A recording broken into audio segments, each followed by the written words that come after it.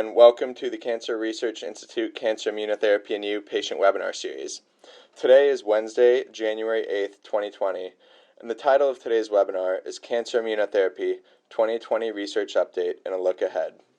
Before we begin, I'd like to thank our generous sponsors who have made this webinar series possible.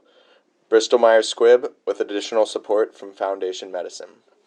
My name is Arthur Brodsky, and I'm the Senior Science Writer at the Cancer Research Institute, a nonprofit organization established 67 years ago with a mission to save more lives by funding research that aims to harness the immune system's power to conquer all cancers. This work has contributed to the development of life-saving immunotherapies for a variety of cancer types. We present this webinar series to patients and caregivers to help them understand what immunotherapy is and how it differs from other treatments, to provide information on the latest developments in research and treatment, and to connect patients to immunotherapy clinical trials.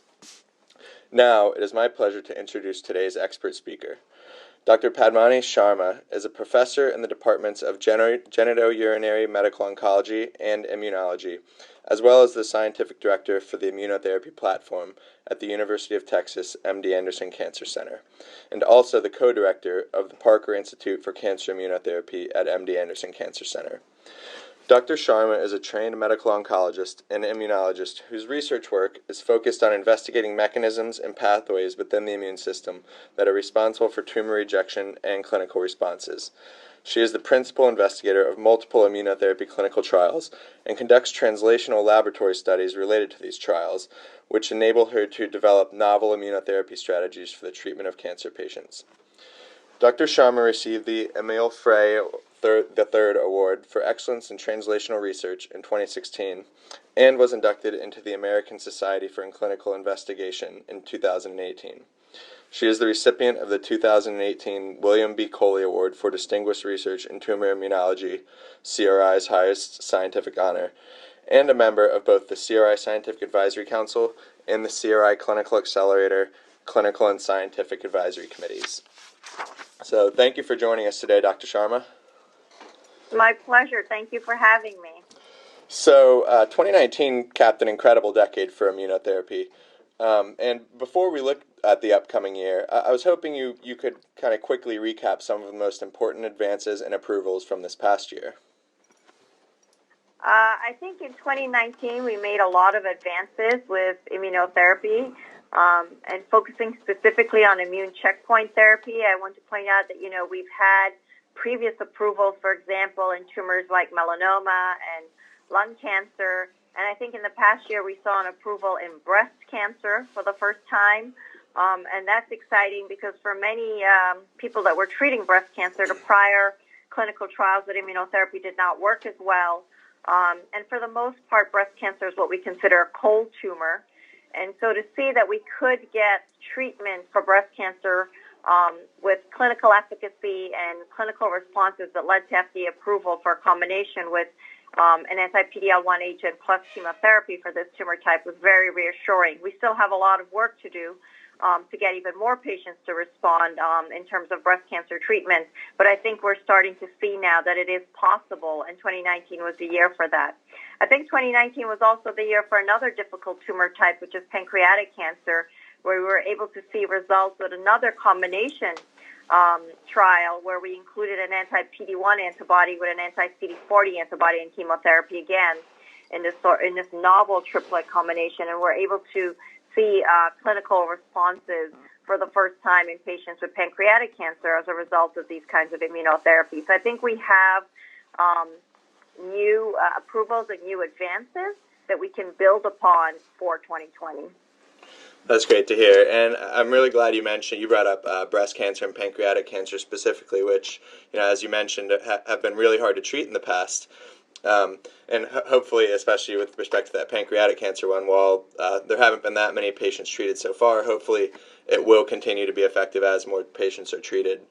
So in that same vein, what might we be able to expect in terms of potential progress against some other hard-to-treat types of cancer in the coming year?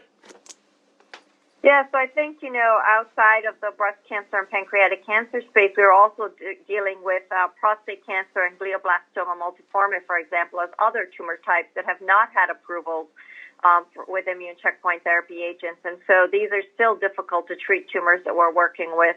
In prostate cancer, we're beginning to see again that it will take combination strategies, and there were data presented with an anti-PD-1 and anti-CTLA-4 that looked promising in prostate cancer. And hopefully, as we see more data from larger numbers of patients, we'll be able to figure out whether or not that's a combination that can be moved forward for approval, hopefully, if we can see the data again in these larger trials, as well as the new Porter trial, which is this clinical study where we're looking at an adaptive model as we take multiple agents into combination for treatment of prostate cancer. So in this Porter study, we'll look at multiple different combination arms to see which combination can potentially be beneficial for patients with prostate cancer. So again, I think in the hard-to-treat cancers such as breast, pancreatic, prostate, and glioblastoma, I'm hoping that 2020 will show new data that we can now look forward to possible approvals of immunotherapy agents in these tumor types as well. In the setting of glioblastoma, there have been new data to indicate that myeloid cells are an important component. And although we've been targeting a lot of T cells with the immune checkpoint therapy agents such as anti-CTLA-4 and anti-PD-1, I think in 2020 we'll start to see targeting of myeloid cells as well as a combination strategy with the previous anti-CTLA-4 and anti-PD-1 agents to hopefully get clinical responses in tumor types like glioblastoma. We share that hope as well. And just real quick, I was wondering if maybe you could elaborate a little bit on what the myeloid cells are. Obviously, I think T cells kind of get most of the attention, and sometimes it might be easy to forget that there are other cells in the tumors that, such as the myeloid cells, that can really dramatically influence outcomes.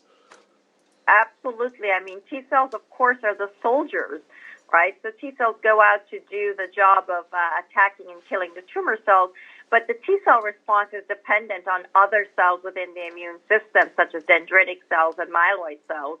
And if myeloid cells give out signals to the T cells that make the T cells stop working or make the T cells not capable of becoming activated, then those T cells will never be able to do their job against the tumor cells. So we have to study the myeloid cells, for example, to understand what signals they are propagating to the T cells within the tumor microenvironment, and how can we manipulate those signals from the myeloid cells so that they are giving the T cells the right signals for the T cells to go out and be soldiers against those tumor cells. Yeah, I think it's definitely a very exciting space, and hopefully as your studies and other people's studies start to improve our understanding of the relationship and how all these different cells interact, hopefully it'll lead to the development of better strategies for patients in more cancer types. And so, while it's kind of become clear that immunotherapy by itself, it did help against some tumor types, specifically the melanoma, bladder cancer, lung cancer, and a few other types. Immunotherapy has worked when it's used alone, but we're now really starting to appreciate that the immune system's power against cancer can be enhanced by combining different types of treatments, as you mentioned in the pancreatic and prostate cancer trials. And nowadays, we also have novel approaches like CAR T cells and vaccines that can provide clinicians with new tools to treat patients. So what are your hopes for these cutting-edge strategies in the coming year? Yeah, I think these strategies are going to be, again, moving forward, especially, in the CAR T cell space where we've seen dramatic clinical responses and FDA approvals of some CAR T cell therapies. We're going to now be able to hopefully take that into other tumor types beyond liquid tumors that we've been treating, or the hematologic malignancies that we've been treating, and hopefully even start thinking about treating solid tumors, maybe with the potential for improving survival of these CAR T cells by genetic manipulation. And I know, for example, there are studies using CAR T cells where the PD-1 has been deleted from the T cells, and maybe this will lead to data that maybe we can combine immune checkpoint therapy and CAR T cells even. So those are some of the exciting studies with CAR T cells. I think in terms of vaccines, they've gotten a bad rap in the past because vaccines by themselves as monotherapies have not worked well in clinical trials, with very few exceptions. And sickle cell T, for example, is one of those. But they've still not really lived up to the promise of what immunotherapy can do, and that's because I think vaccines are also going to require combination strategies with immune checkpoint therapy agents, and that will then lead to more effective anti-tumor responses. So I have a lot of hope for seeing vaccines combined with immune checkpoint therapy in the future. Great, and yeah, like you mentioned, I think by themselves the vaccines haven't provided maybe the strong responses that we'd hoped. Although on a cellular level, I think, from my understanding, a lot of the studies have shown that the vaccines are succeeding in at least starting these immune responses. But there's other things such as checkpoints that maybe hold them back from accomplishing the goal of eliminating the tumor. Is that correct? That maybe the vaccines are maybe just the first step in a combination strategy that then they need to be combined with something else to kind of unleash them? Yes, certainly. I think vaccines are one component, but they allow for initiating the immune response, but they may not allow for maintaining the immune response, since the immune response is well controlled, as you mentioned, by multiple checkpoints. And so that's why combination strategy will be important. I think it'll also be important for us to redefine what we think of as vaccines, because many times we thought of vaccines as tumor antigens that were shared among many different patients, and more people are beginning to recognize the importance of these neoantigens, which seem to be specific for each patient's tumor, and are those going to be the best vaccines to use as compared to the shared tumor antigen vaccines? And these are questions that we'll have to address in the future in terms of research and clinical trial development.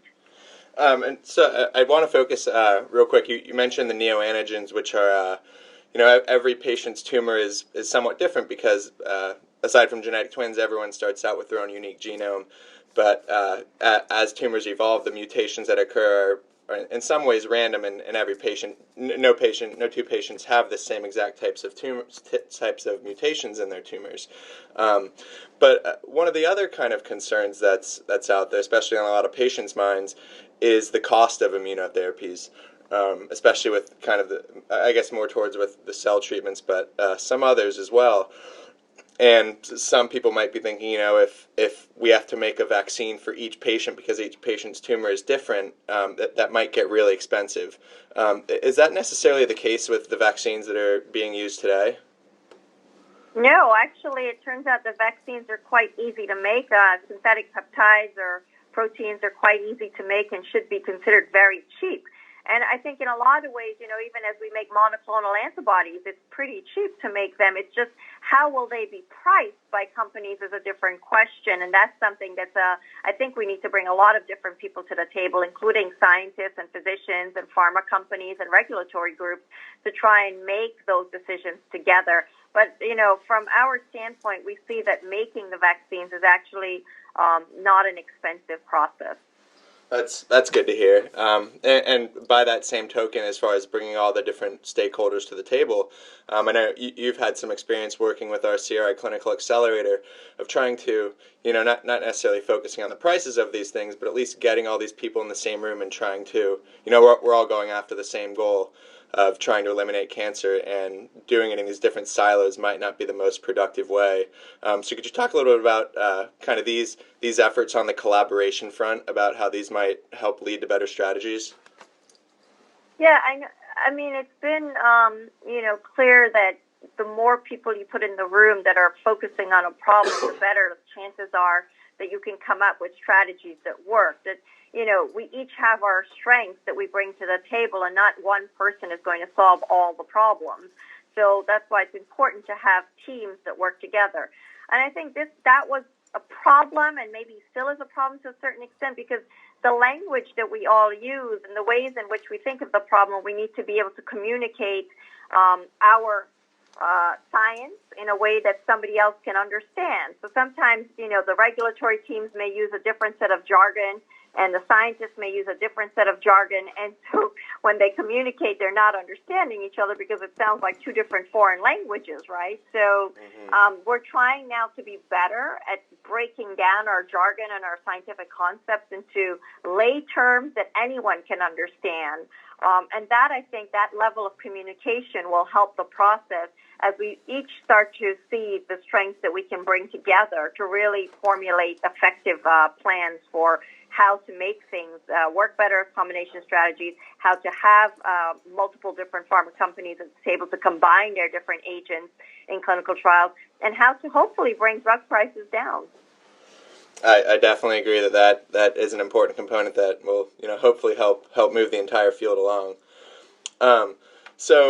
At this point, I want to move to another promising area of research that's kind of a buzzword these days, and that's biomarkers. These can take many different forms, but in general, these are kind of pieces of information about a patient or their general health or their tumors or their immune system's health that can kind of help doctors better understand the individual patient's disease and potentially even help guide the doctors with respect to which treatments might work best for individual patients. So could you talk a little bit about biomarkers and what you're excited about with respect to 2020 and what more we might learn about them? Yeah, I think biomarkers are so important because they really help us to select patients according to their tumors and what treatments may work best for them. And I think this all came about in the era of genomic medicine when we were really basing our treatment strategies on the specific mutations within the patient's tumor. So, for example, if a patient had a BRAF mutation, then the patient got the drug that targeted the BRAF mutation. And the drug was developed specifically for targeting the BRAF mutation. So it made a lot of sense to use the BRAF mutation as the biomarker to select the patients and that type of tumor for the BRAF inhibitor, for example. So I think that worked out well in that era of genomic medicine. And it's been something that we've been struggling a bit with in the immunotherapy world because the immune response is so dynamic. It changes day to day. As we're sitting here and talking, our immune response is changing. So to say that we can have a single biomarker at a single time point for patients to select a treatment may not be possible, and we have to start thinking a little bit broader than that. And what we need to do maybe is think about how to use an immune type related biomarker as well as a genomic biomarker so that we're looking at multiple different components to then select patients for treatment. And so I'm really hoping that we bring together multiple fields, the genomic medicine field to look at mutation status, and the immunotherapy field and the immune experts at the within the field to look at what the immune biomarkers would be that can combine with genomic biomarkers. So those are some ways to think about it, and I think that those are the kinds of advances we'll see in 2020 because the immune response is so dynamic. It's not going to be a single biomarker in a single time point the way we were lucky to have that happen in the genomic field. I also think that the new methods such as liquid biopsies and novel imaging strategies will be helpful in looking at multiple biomarkers and combinatorial biomarkers for patient selection. So again, this idea of combinations comes into play as we're discussing combination therapies, and now we're talking about combination biomarkers that will help us with patient selection. And breaking down silos between genomic medicine and immunology will also be another piece that we see happening in 2020 to then move the field forward and help us with the patient selection for treatment. Definitely. And so I do want to hone in on, you mentioned the liquid biopsies, and just to pull back for a minute, traditionally, the best way that doctors have had to learn about a patient's cancer is to get a biopsy and get a physical piece of their tumor and then study that in the lab. But this has some drawbacks. Obviously, it's first and foremost, it's uncomfortable for the patient. It's to have them keep coming in, like you mentioned, to get these sequential samples. And secondly, it's not always possible for various reasons. So going back to the liquid biopsies, which I just want to clarify for our audience, would be, or at least one of the major forms of it would be taking a simple blood draw and then using that to analyze. How could these be beneficial both for patients and for physicians?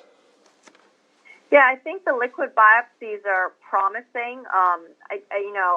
I think they still have to be proven, of course, and that's why we're doing research on them. But I think it will be very helpful for patients because it is a simple blood draw. So it's not as invasive as having to go under a CAT scan with a needle to take a biopsy of a tumor, for example, that may be embedded in their abdomen or deeper tissues. So I think, the liquid biopsies can be very helpful from that standpoint. And then the liquid biopsies, as you mentioned, would be easier for physicians and researchers too, because if you need to get multiple time points, because a single time point is not going to be able to give you the answers, and you need to see the dynamic changes in an immune response, for example, then the liquid biopsies are much simpler because you can do that multiple times to get those samples to do the research work.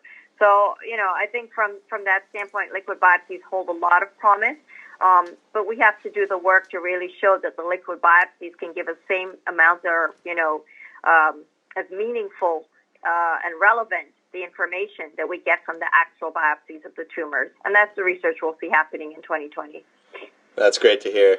So now I want to move from biomarkers to another buzzword that's been in the news a lot, especially this past year, and that's the microbiome, which is the collection of bacteria, the trillions of bacteria and other microscopic organisms that reside within us, a lot of them in our gut tract, but also on our skin and the lungs and some other areas. So what do you think 2020 might have in store for us when it comes to better understanding and taking advantage of that complex relationship between the microbiome, our immune system, and cancers, and how we might be able to use that to improve care for patients? Yeah, I think the data is definitive and the evidence is great to indicate that the microbiome is playing a role in how the immune response develops and how the immune response that's generated by things such as immunotherapy with immune checkpoint agents evolve for leading to anti-tumor responses and clinical benefits. So the microbiome is definitely playing an important role. It's just now understanding which microbiome that is. So we need to really deeper understanding of the types of microorganisms that we're talking about, and then whether or not we can manipulate the microbiome, and how do we do that? Do we do that in terms of giving patients microbiome? Do we take microbiome from patients who have the good ones and then transfer them to the patients who don't have the good ones? Are there ways to give other therapies to manipulate the microbiome? Do we avoid things like antibiotics in certain settings so that we don't eliminate the good microbiome? And are there nutritional factors? Do we give patients certain, high-fiber diets, for example, that can help drive certain microbiome? These questions are still unresolved, but I think they're all being addressed in different research formats, whether it's a clinical trial or more laboratory-based studies to look at the types of microorganisms that we're talking about. And as the data is being generated from these studies, I think we'll have a sharper focus of how we can really manipulate the microbiome and specific microorganisms within the microbiome to drive the clinical benefit that we're seeing with immunotherapy agents. Yeah, I think you brought up a lot of great points there. That it's great that we've come to appreciate its potential impact, but at the same time, it's such a complex situation. There's so many different types of bacteria, so many different potential interactions, and it'll really be important, as you mentioned, to kind of tease apart what are the causes and effects in that situation. And so now, a little bit before we wrap up, obviously it's going to take us longer than just 2020 to achieve our ultimate goal, which is to ultimately cure all cancers. To that end, in your opinion, what are the biggest questions and challenges in the field that you hope will start to make progress on in 2020 in order to create an even better future for patients? Yeah, I think, 2020 is going to be seeing even more work in how we study the immune response. I've been an oncologist for a really long time, 20 plus years, and in oncology, we've always looked to laboratory data to help drive what we're going to do in the clinic. And so the laboratory data, though, came from mouse models that didn't have an immune system. Can you believe that? We studied a lot of tumor responses in these sort of xenograft models or mice that, lacked an immune response because we wanted to look at how the drugs targeted the actual tumors. And without taking the immune response into consideration, we were a missing piece of the picture, clearly. So I think in 2020, we're going to start to look at how do we develop better laboratory models to study the immune response and the tumor microenvironments and drugs within the tumor microenvironment a little bit better. That's one. But two, I think importantly, we're going to recognize that actually the immune response in patients, that needs to be studied even better. And we need to do a better job of what I term reverse translation. So for many years, translation consisted of looking at what happened in mice and then taking it to the clinic. Now I'm hoping, because we have over 2,000 plus immunotherapy trials ongoing, so we have a lot of patients receiving immunotherapy, that we can then take the samples from the patients, the tumor biopsies and the liquid biopsies and, the blood samples, to take those samples and take them back to the lab to study the patient's immune response and the patient's tumors, so that we can design then proper scientific laboratory studies based on patients' data and generate the models and generate the mouse models specifically from the patient's data to test specific hypotheses, that we can then figure out what are the appropriate combinations to overcome some of the resistance and to help more patients and bring that back into the clinic. So these types of reverse translational studies, I'm hoping, will be a bigger part of 2020. We've already seen some of the data coming out from that. And so addressing this challenge of how do we blend and integrate the laboratory with the clinic, I think we'll see progress on that front, so that we're not missing these vital components like we did before when we were just studying mouse models with tumors but without an immune system.